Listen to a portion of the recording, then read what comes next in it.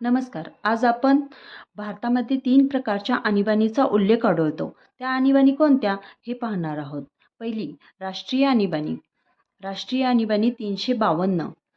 राज्य आणीबाणी कलम 356 व कलम 365. आर्थिक आणीबाणी कलम 360. राष्ट्रीय आणीबाणी म्हणजेच काय नॅशनल एमर्जन्सी कलम 352 नुसार राष्ट्रीय आणीबाणी 3 आधारे लावता येते. एक युद्ध, दुसरे परकीय आक्रमण, तिसरे सशस्त्र उठाव. अंतर्गत शांतता 44वी घटना दुरुस्ती 1978ने वगळले.